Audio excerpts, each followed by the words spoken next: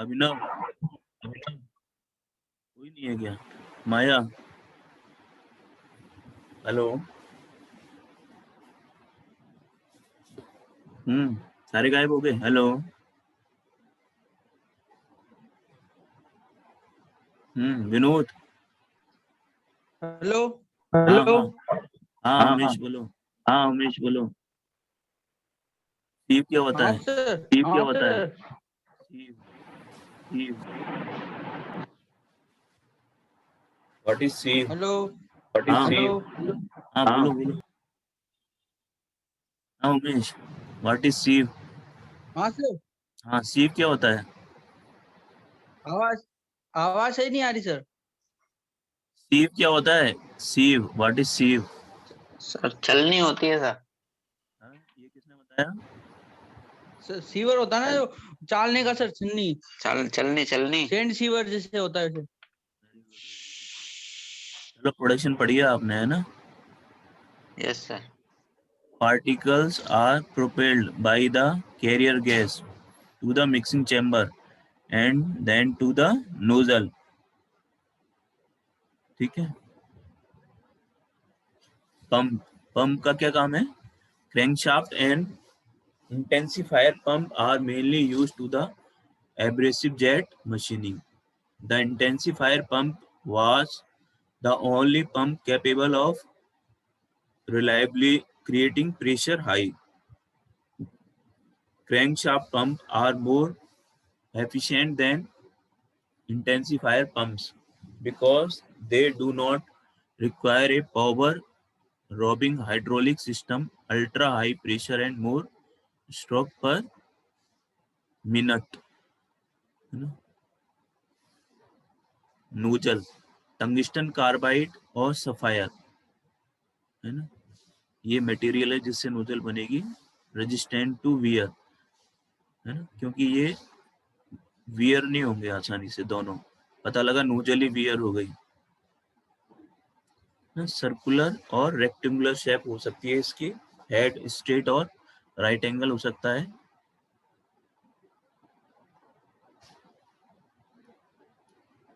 देखो ये हो गया एब्रेसिव, ग्रेन साइज हो हेलो गया। पैड, हाँ हेलो, आवाज नहीं आ रही क्या? सर, आपकी आवाज बीच में रुक रही है सर। यस सर, बहुत बीच प्रॉब्लम में हो रुक रही। जा, कट जाती है सर आवाज। हेलो,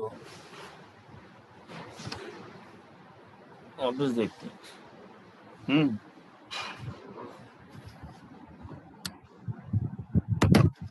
हेलो, अब आ रही है? क्लियर आ रही है क्या?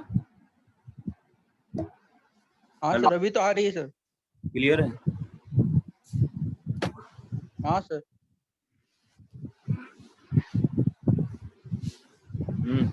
अब ठीक है। एल्यूमिनियम ऑक्साइड, है ना, ये एब्रेसिव है और ग्रेन साइज एप्लीकेशन। ठीक है। एब्रेसिव्स कौन कौन से हो गए? Aluminium oxide, silicon carbide, glass beads, dolomite और सोडियम कार्बोनेट। ग्रेन साइज हो गए 12, 20 to 50 माइक्रोन्स। ये 25 and 40 micron, 0.635 to 1.27 mm।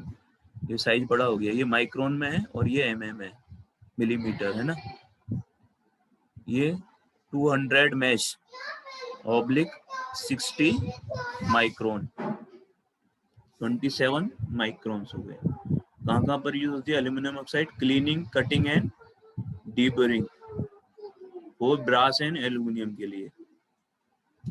Hard material के लिए अपन क्या use? Carbide. Hello hello. Glass beads होती है, light polished and fine deburring. Dolomite etching and polishing के लिए। And sodium carbonate light finish below 50 degree centigrade.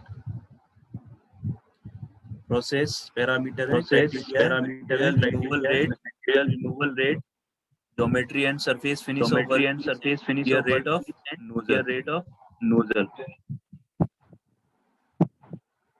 Abrasives, carrier gas, abrasive jet and nozzle.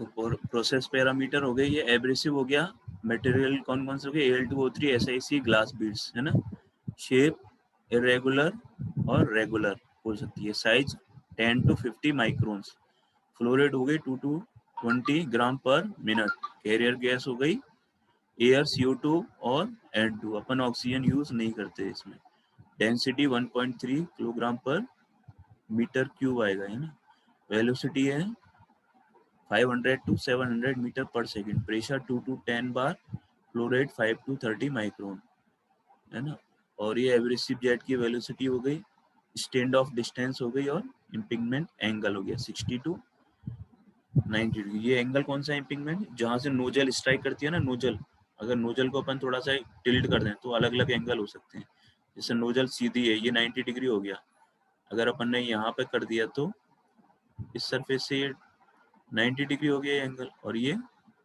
थोड़ा कम हो गया, कम ज़्यादा अपन कैसा भी कर सकते हैं ये है ना, ठीक है ना, ये देखो ये तो 90 डिग्री हुआ, ये कितना हुआ, सपोज करो ये 60 हो गया, और ये 30 हो गया, 30, 60 और 90 डिग्री, ठीक है। ये नोजल का मटेरियल हो गया सफायर और अपन टंगस्टन कार्बाइड अपन, ये process capability, material removal rate हो गया, narrow slot surface finish 0.25 micron से 1.25 माइक्रोन, ठीक है। ये देखो स्टैंड ऑफ डिस्टेंस, यहाँ पर स्टैंड ऑफ डिस्टेंस कम है 0.75 mm है, तो ये 0.5 mm ही हुआ है ना, यहाँ स्टैंड ऑफ डिस्टेंस इंक्रीज होगी 1 mm हो गई तो 0.7 हो गया, 1.5 mm हुई तो अपन का एरिया साइज बढ़ गया है ना, रिमूवल रेट, ठीक है, 7 डिग्री तक है ये है ना, और 7 डिग्री में एरिया बढ़ता जा रहा है, यहाँ पर एरिया कम है, यहाँ पर एरिया ज्यादा है, ये एरिया बढ़ता जा रहा है ना 7 डिग्री में भी, सपोज करो ये 2 mm है, ठीक है, ये कितना हो गया 4 mm हो गया है ना, ठीक है। Effect of process parameter on material removal rate, ये देखो ये वाई एक्सिस पे मटेरियल रिमूवल रेट है, और एक्स एक्सिस पे क्या है, एब्रेसिव फ्लो रेट, अपन फ्लो रेट जैसे बढ़ाएंगे तो मटेरियल ज्यादा रिमूव होगा, एक पर्टिकुलर एब्रेसिव फ्लो रेट पर मैक्सिमम मटेरियल रिमूव होगा, उसके बाद भी अगर अपन फ्लो रेट इंक्रीज करेंगे तो मटेरियल रिमूवल रेट कम हो जाएगी, यहाँ देखो यहाँ से कम हो रही है ना ये, इसके बाद अगर अपन बढ़ा रहे हैं, इस पॉइंट के बाद अगर अपन इस पॉइंट के बाद अपन मटेरियल ये एब्रेसिव फ्लो रेट बढ़ा रहे हैं तो मटेरियल रिमूवल रेट देखो कम हो रही है, एक पर्टिकुलर एब्रेसिव फ्लो रेट पर मैक्सिमम हो रही है ये है ना, उसके बाद एब्रेसिव बहुत ज्यादा हो जाते हैं जिससे ये फ्लो रेट कम हो जाती है, ठीक है। तो अपन को ऑप्टिमम एब्रेसिव पार्टिकल यूज करना है, ज्यादा भी नहीं होने चाहिए कम भी नहीं होने चाहिए, सपोज करो ये ऑप्टिमम है, यहाँ पर एब्रेसिव पार्टिकल कम है और यहाँ पर बहुत ज्यादा है, तो बहुत ज्यादा भी नहीं होनी चाहिए कम भी नहीं होनी चाहिए, इस पोर्शन पे मैक्सिमम मटेरियल रिमूवल रेट होगा है ना, ठीक है।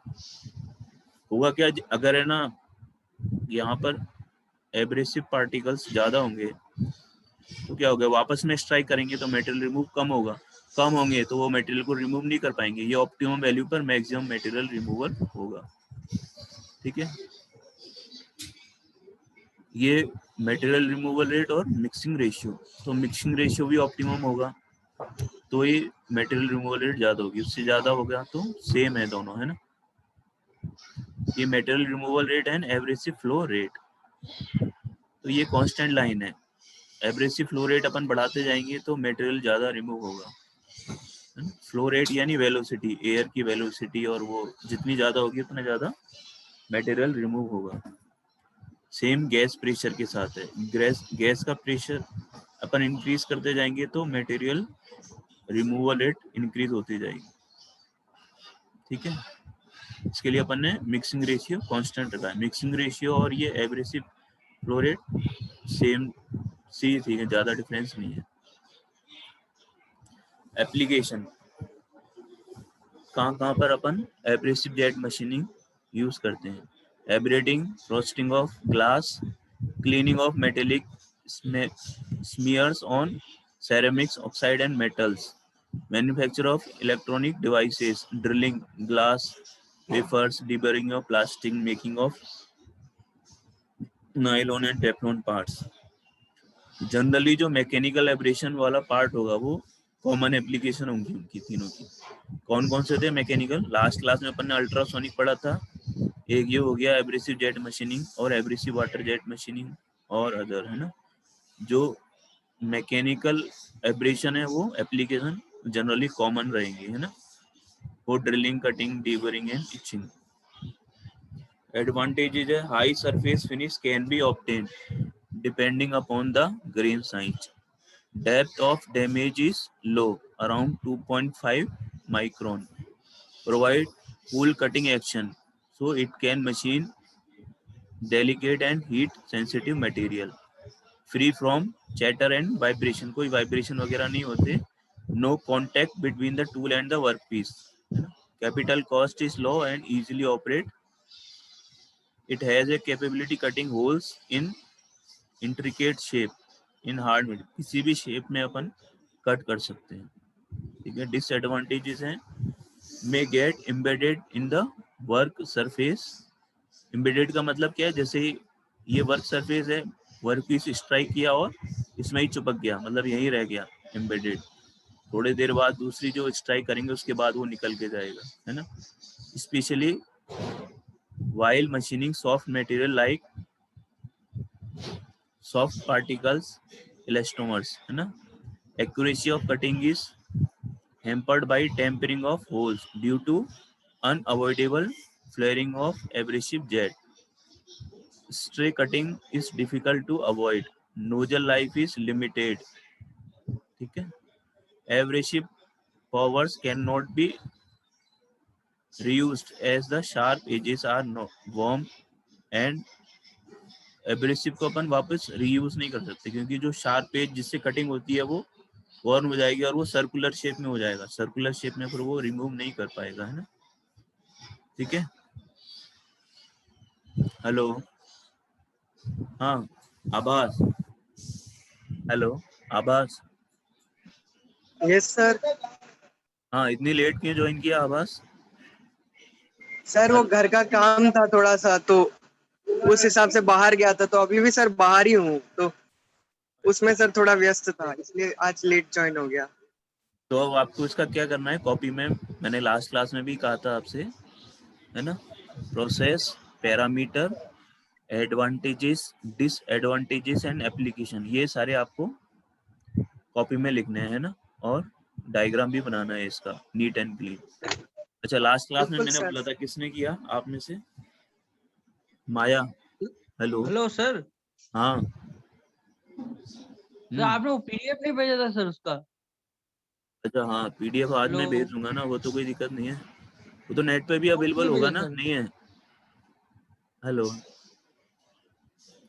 वो आज नेट भेज, तो है सर, लेकिन हम अलग करेंगे फिर। चलो ठीक है, मैं भेज दूंगा, है ना। तो तुम किसी ने नहीं किया क्या आप में से? हेलो प्रमोद,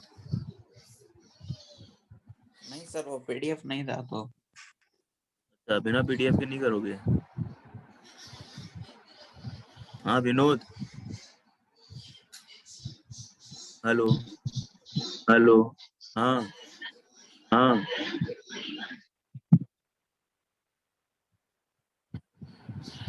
विनोद, नहीं किया क्या? वो नहीं किया क्या?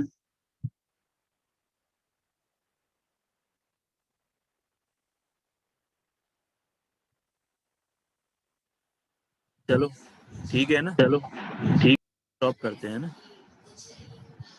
ठीक।